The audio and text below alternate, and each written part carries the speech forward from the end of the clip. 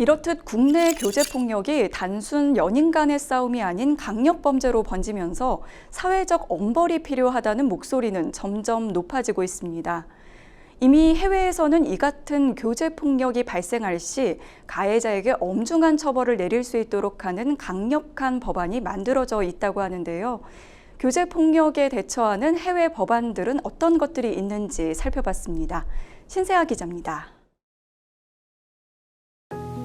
사랑하는 사람이 악마로 변하는 순간 연인 관계는 온데간데 사라지고 가해자와 피해자 관계만 남게 되는 교제폭력. 폭행에서 나아가 살인이라는 끔찍한 범죄로까지 나아가는 상황임에도 국내 법원에선 교제폭력에 대한 관대한 판결을 내리고 있는 실정입니다. 연인이었다는 이유만으로 폭력의 범주에 넣을 수 없다는 게 판례 추세이기 때문입니다. 최근 교제폭력이 단순 폭행에서 심한 경우에는 살인까지 이어지는 사건이 계속되고 있는데요. 그럼에도 불구하고 법원 판결의 형량은 매우 낮게 나오는 편입니다. 그게 바로 피고인과 피해자의 관계가 연인이라는 이유 때문인데요. 이런 교제폭력 사건에서 이런 점을 양형 요소로 고려를 하고 형량이 낮게 나오는 것은 양형이 오로지 판사의 재량이라는 점에서 문제점을 찾을 수도 있겠습니다. 대법원 산하 양형위원회에서 처벌 수위를 결정하는 양형기준표에는 피해자와 가해자의 교제 여부는 포함되어 있지 않은데요. 현행 양형기준표에는 폭력범죄에서의 가중요소를 불특정 또는 다수의 피해자를 대상으로 할 경우 존속 피해자, 범행에 취약한 피해자 이 정도로만 들고 있기 때문에 지금과 같이 피해자와 가해자의 관계가 연인과 같은 특수한 관계를 양형기준에 공식적으로 반영해야 이 같은 이유 때문인지 교제폭력 가해자들의 구속 비율은 터무니없이 낮은 것으로 나타났습니다. 김미애 국민의힘 의원이 경찰청에서 제출받은 자료에 따르면 올해 1월부터 4월 말까지 접수된 교제폭력 신고 건수는 25,967건으로 집계됐습니다. 신고된 건수에서 권고된 인원은 4,395명이었고 이 중 구속된 비율은 단 82명으로 조사됐습니다. 현재 우리나라에서 교제폭력을 규율하는 건 폭행과 상해를 다루는 형법입니다. 교제라는 개념이 포괄적이다 보니 스토킹 처벌법이나 가정폭력법으로는 규율되지 않습니다. 게다가 이마저도 가정폭력에 속하지 않거나 스토킹 피해 입증을 해야 하다 보니 피해자들은 교제폭력에 제대로 대응하지 못하게 되는 문제가 지속적으로 발생하고 있습니다. 이에 국회에선 교제폭력을 범죄로 규정하는 내용을 담은 법률 재개정안이 여러 차례 발의됐습니다.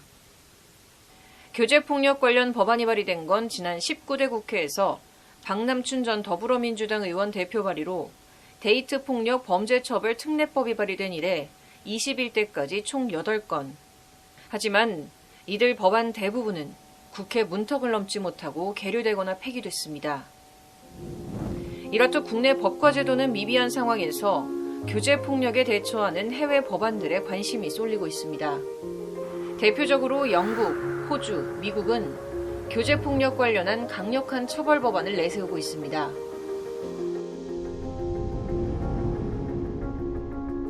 (2014년부터) 시행된 클레어법은 남자친구의 폭력에 시달리다 사망한 여성 클레어 우드 이름에서 비롯됐습니다.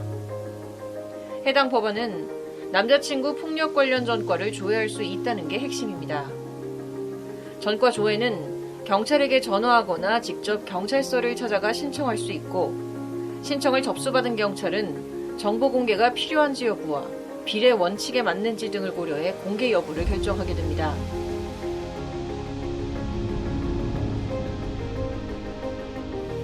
지난 1994년 미국은 여성폭력 방지법을 연방법으로 만들었습니다. 연인 간 폭력뿐 아니라 가정폭력, 성폭력, 스토킹 등 모든 종류의 여성폭력 피해자를 위한 사법체계를 꾸리고 피해자에 대한 지원을 연방법으로 명시한 겁니다. 경찰과 검찰이 사건을 불기소할 경우에도 피해자가 가해자에게 민사배상을 받을 수 있도록 허용하는 내용도 포함됐습니다.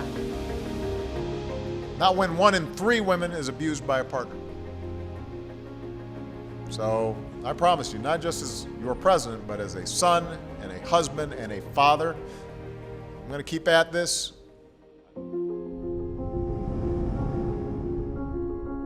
또한 호주에선 교제폭력 가해자가 경찰 명령 발동 후 72시간 동안 피해자 또는 피해자가 있는 곳에 접근할 수 없습니다.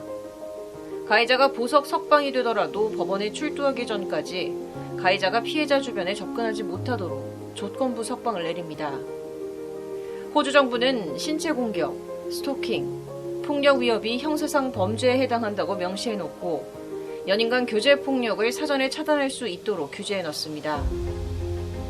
이 밖에도 네덜란드 역시 교제 중인 친밀한 관계에서 벌어진 폭력을 가중처벌하도록 했습니다. 연인 간 폭력 행위를 범죄로서 규정하고 처벌할 수 있도록 법률에 명시해놓은 해외와는 달리 여전히 연인 간 폭력에 대한 심각성 인식이 낮은 대한민국. 사랑이라는 명목으로 상대방에게 씻을 수 없는 상처를 안겨주는 교제 폭력에 대한 대책 마련이 절실하다는 지적이 나오는 이유입니다. 법률방송 신세아입니다.